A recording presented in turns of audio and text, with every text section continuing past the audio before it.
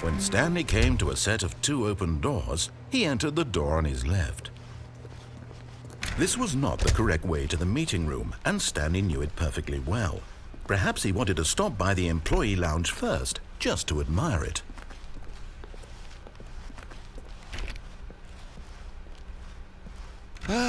Yes, truly a room worth admiring.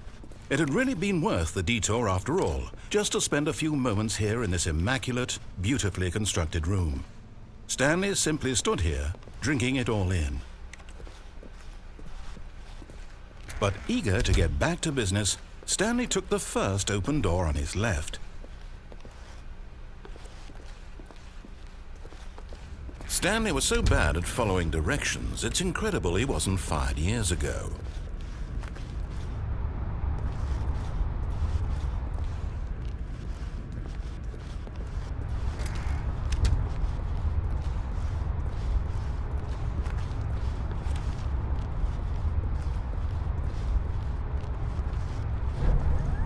Look, Stanley, I think perhaps we've gotten off on the wrong foot here.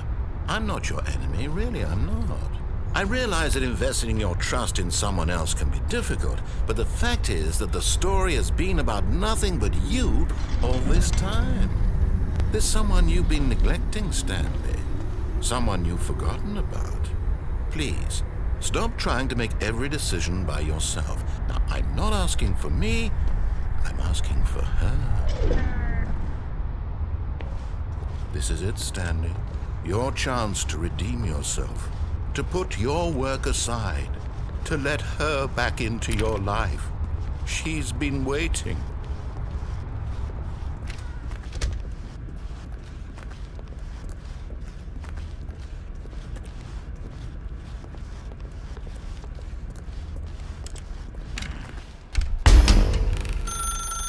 That's her, Stanley. You need to be the one to do this, to reach out to...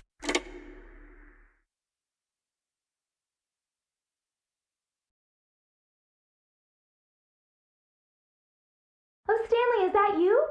Hold on, sweetie. Sorry to keep you waiting. I'm just pulling the bread out of the oven. All right. Okay, there we go. All right, now, I want you to come in and tell me all about your day. Gotcha. Oh, come on.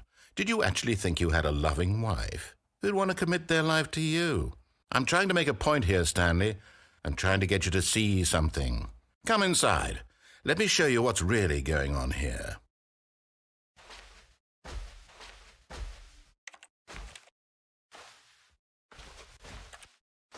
Sorry, but you're in my story now.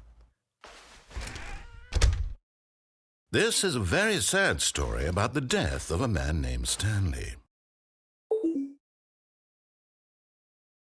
Stanley is quite a boring fellow.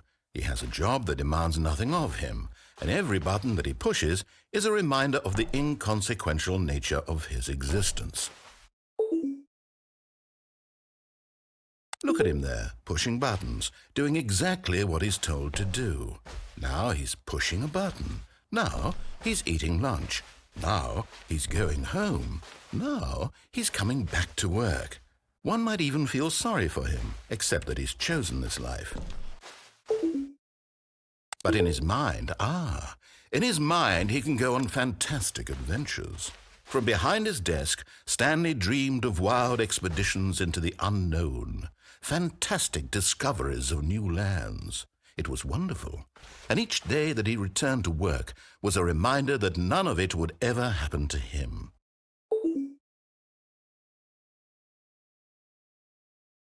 And so he began to fantasize about his own job.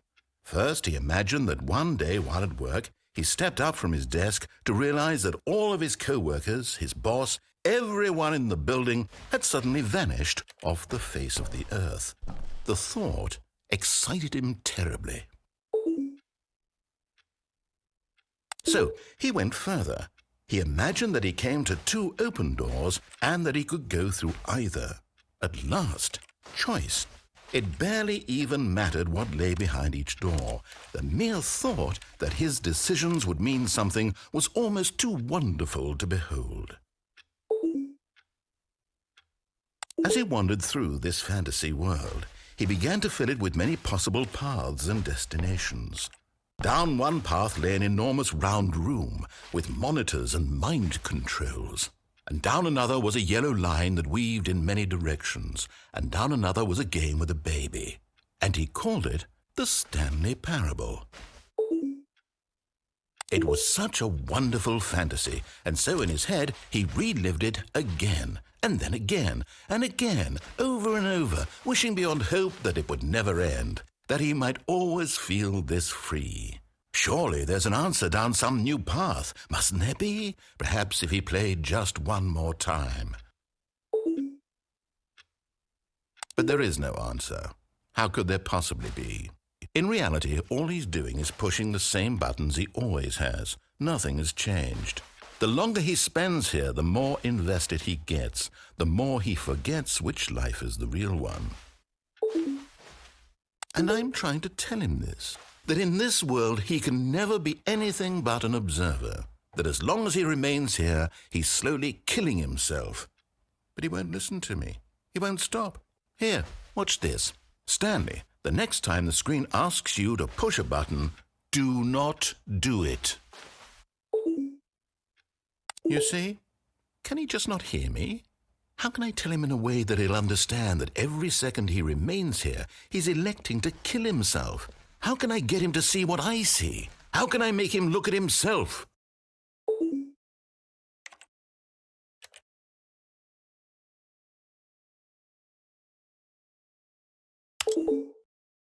I suppose I can't, not in the way I want him to. But I don't make the rules. I simply play to my intended purpose, the same as Stanley. We're not so different, I suppose. I'll try once more to convey all this to him. I'm compelled to. I must. Perhaps, well, maybe this time he'll see. Maybe this time. And I tried again, and Stanley pushed a button. And I tried again, and Stanley pushed a button. And I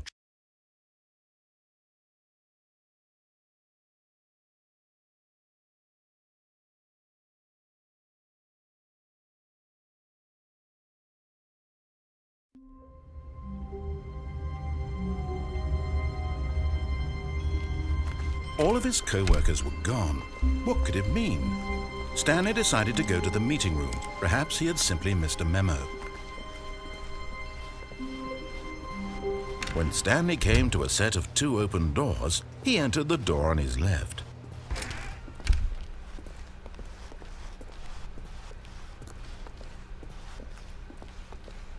Yet there was not a single person here either. Feeling a wave of disbelief, Stanley decided to go up to his boss's office, hoping he might find an answer there. Oh no, no, not again. I won't be part of this. I'm not going to encourage you. I'm not going to say anything at all. I'm just going to be patient and wait for you to finish whatever. Coming to a staircase, Stanley walked upstairs to his boss's office.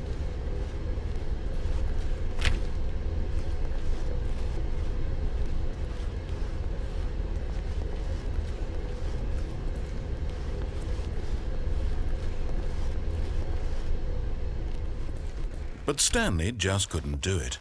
He considered the possibility of facing his boss, admitting he had left his post during work hours. He might be fired for that. And in such a competitive economy, why had he taken that risk? All because he believed everyone had vanished? His boss would think he was crazy. And then something occurred to Stanley. Maybe, he thought to himself, maybe I am crazy. All of my co-workers blinking mysteriously out of existence in a single moment for no reason at all? None of it made any logical sense. And as Stanley pondered this, he began to make other strange observations. For example, why couldn't he see his feet when he looked down? Why did doors close automatically behind him wherever he went? And for that matter, these rooms were starting to look pretty familiar. Were they simply repeating? No, Stanley said to himself, this is all too strange. This can't be real. And at last, he came to the conclusion that had been on the tip of his tongue. He just hadn't found the words for it. I'm dreaming, he yelled. This is all a dream. Oh, what a relief Stanley felt to have finally found an answer, an explanation. His co-workers weren't actually gone. He wasn't going to lose his job. He wasn't crazy after all. And he thought to himself, I suppose I'll wake up soon. I'll have to go back to my boring real-life job pushing buttons. I may as well enjoy this while I'm still lucid. So he imagined himself flying and began to gently float above the ground.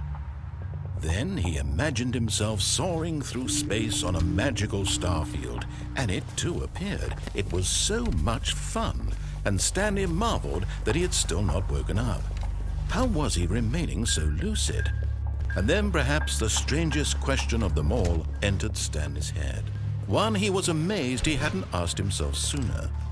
Why is there a voice in my head dictating everything that I'm doing and thinking? Now the voice was describing itself being considered by Stanley, who found it particularly strange. I'm dreaming about a voice describing me, thinking about how it's describing my thoughts, he thought. And while he thought it all very odd and wondered if this voice spoke to all people in their dreams, the truth was that, of course, this was not a dream. How could it be? Was Stanley simply deceiving himself, believing that if he's asleep, he doesn't have to take responsibility for himself? Stanley is as awake right now as he's ever been in his life. Now, hearing the voice speak these words was quite a shock to Stanley. After all, he knew for certain, beyond a doubt, that this was in fact a dream. Did the voice not see him float and make the magical stars just a moment ago? How else would the voice explain all that? This voice was a part of himself too. Surely, if he could just... He would prove it. He would prove that he was in control, that this was a dream.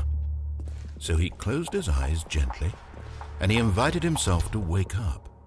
He felt the cool weight of the blanket on his skin, the press of the mattress on his back, the fresh air of a world outside this one. Let me wake up, he thought to himself. I'm through with this dream. I wish it to be over. Let me go back to my job. Let me continue pushing the buttons. Please, it's all I want. I want my apartment and my wife and my job. All I want is my life exactly the way it's always been. My life is normal. I am normal. Everything will be fine.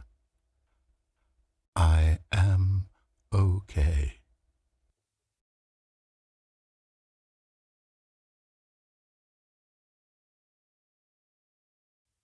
Stanley began screaming.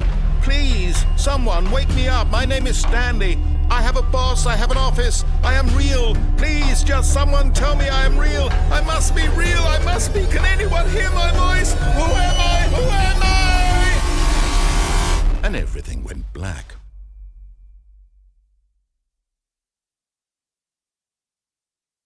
This is the story of a woman named Mariella. Mariella woke up on a day like any other. She arose, got dressed, gathered her belongings, and walked to her place of work. But on this particular day, her walk was interrupted by the body of a man who had stumbled through town talking and screaming to himself, and then collapsed dead on the sidewalk. And although she would soon turn to go call for an ambulance, for just a few brief moments she considered the strange man. He was obviously crazy. This much she knew. Everyone knows what crazy people look like. And in that moment, she thought to herself how lucky she was to be normal. I am sane. I am in control of my mind. I know what is real and what isn't. It was comforting to think this, and in a certain way, seeing this man made her feel better. But then she remembered the meeting she had scheduled for that day. The very important people whose impressions of her would affect her career, and by extension, the rest of her life. She had no time for this, so it was only a moment that she stood there, staring down at the body. And then she turned and ran.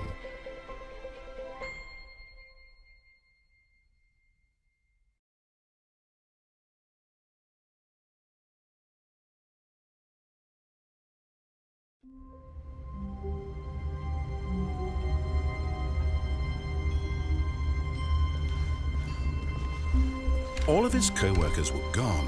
What could it mean? Stanley decided to go to the meeting room. Perhaps he had simply missed a memo.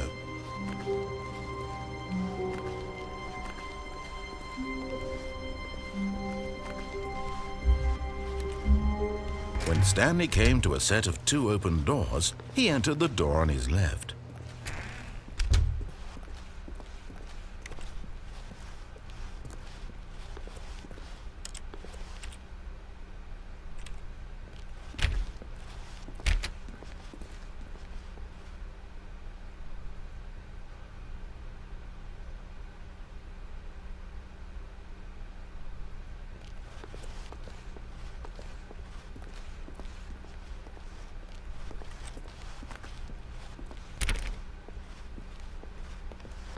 Yet there was not a single person here either. Feeling a wave of disbelief, Stanley decided to go up to his boss's office, hoping he might find an answer there.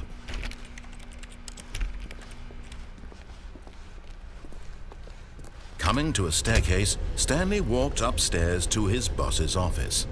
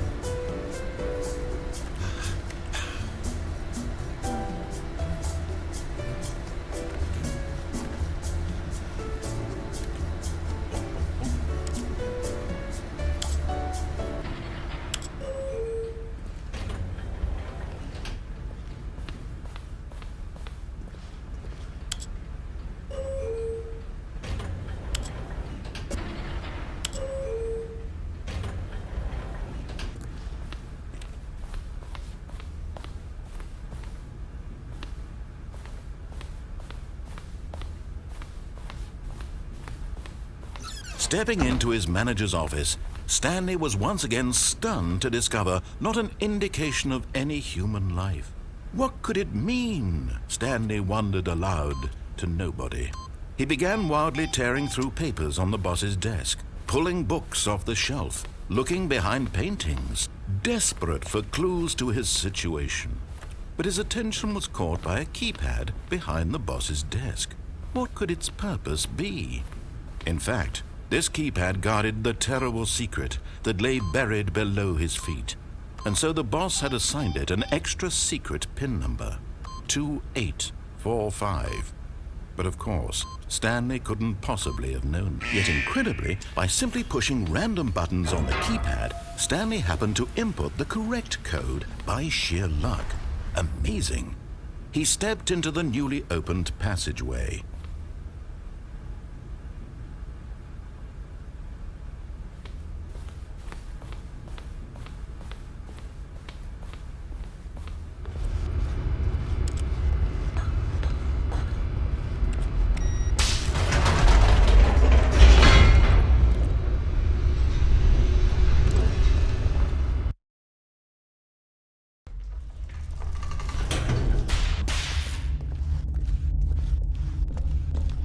Stanley walked straight ahead through the large door that read Mind Control Facility. Although this passageway had the word Escape written on it, the truth was that at the end of this hall, Stanley would meet his violent death.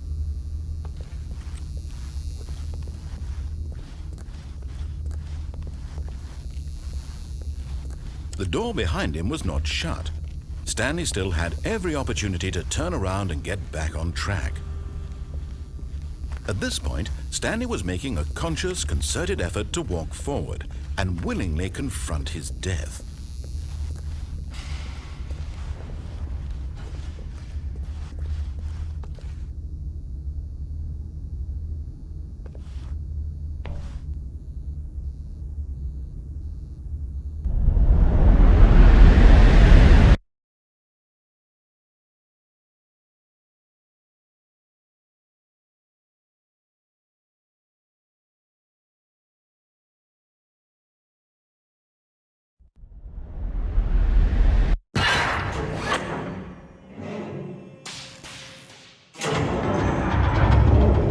As the machine whirred into motion and Stanley was inched closer and closer to his demise, he reflected that his life had been of no consequence whatsoever. Stanley can't see the bigger picture. He doesn't know the real story, trapped forever in his narrow vision of what this world is. Perhaps his death was of no great loss, like plucking the eyeballs from a blind man. So he resigned and willingly accepted this violent end to his brief and shallow life. Farewell, Stanley.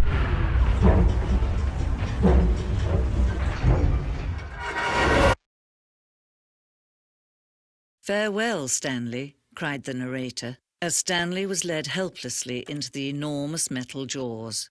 In a single visceral instant, Stanley was obliterated as the machine crushed every bone in his body, killing him instantly.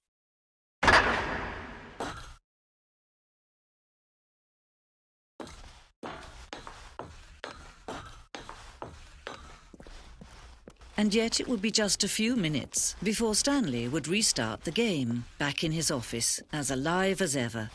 What exactly did the narrator think he was going to accomplish?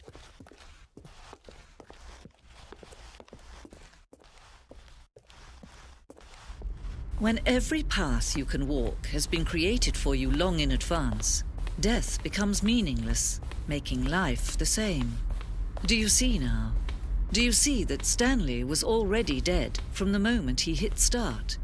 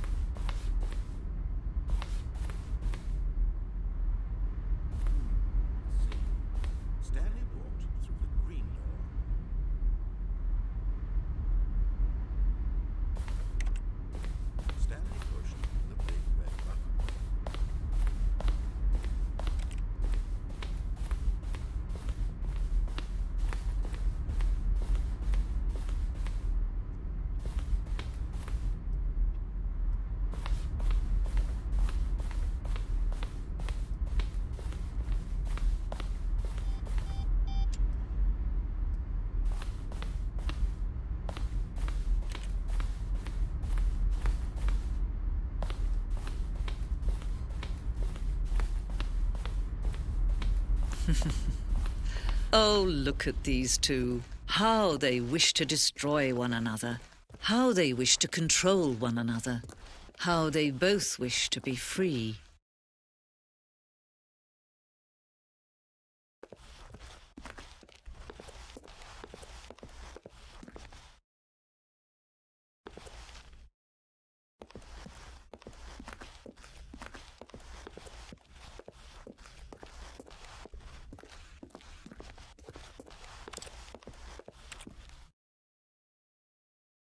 Can you see? Can you see how much they need one another? No, perhaps not. Sometimes these things cannot be seen. But listen to me. You can still save these two. You can stop the program before they both fail. Push escape and press quit. There's no other way to beat this game. As long as you move forward, you'll be walking someone else's path. Stop now and it'll be your only true choice. Whatever you do, choose it. Don't let time choose for you. Don't let time